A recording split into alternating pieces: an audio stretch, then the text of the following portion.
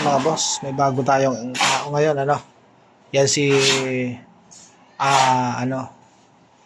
Boy Nano. Ano po? Kaya ngayon po mga boss, nakatapos na nating hukayin yung Puso Negro. Mag-aasintado na tayo.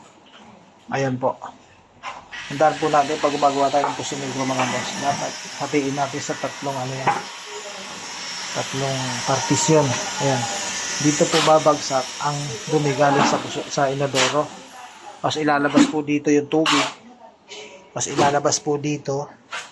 Saka natin ilalagay yan sa pinaka-clean out niya papunta sa kanal. Ano po? Para kapag halimbawa po na puno, walang lalabas na dumi doon sa kanal. Dito lang yung dumi. Lalagyan po yan ng PVC. Naka-elbow. Tarito tatawid dito sa kabila. Tapos elbow ulit tatawid naman dito sa kabila. Tapos elbow, patawid naman sa kanal na po mga boss. Ano po? Yan ang pag gumagawa tayo ng Puso Negro, dapat ganun. Tapos ito, lalagyan natin ng graba yan. Para maganda. Para pinaka, filter yung graba. Ano po mga boss? Ayan.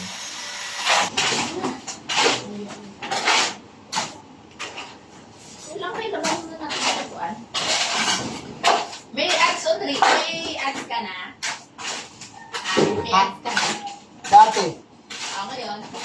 Ayaw ko na, wala na naman. Dapat kasi tuloy-tuloy kung sistem ng ano mo dyan. Yan nga eh. Ako natamad na pa rin.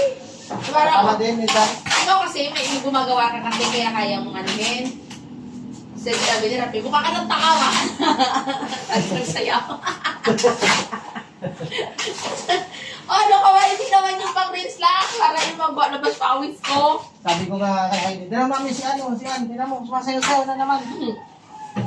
Kaya nga, nakaraan, sabi niya, hindi nag-reel sa video ako, sumasayaw, sabi niya, makakabunjing eh. Hindi mo kaya galaw yung katawan. Isip na asawa ko na yun, na makano. Tawanan niya ako. Nakakabunjing. Kaya alam ko, ayaw ko kumain. Oh. Oo, kasi sinasabihan niya ako ng ano mo na laki-laki mo.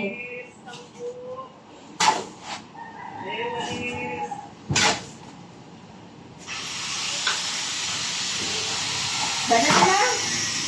Ha? Ibabat na natin.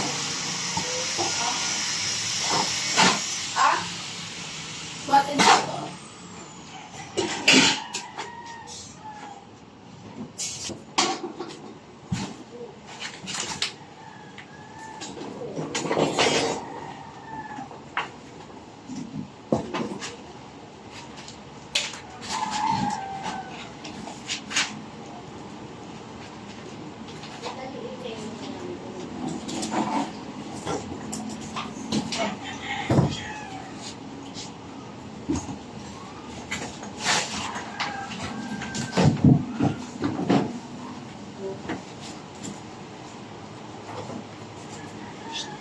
Doon ka.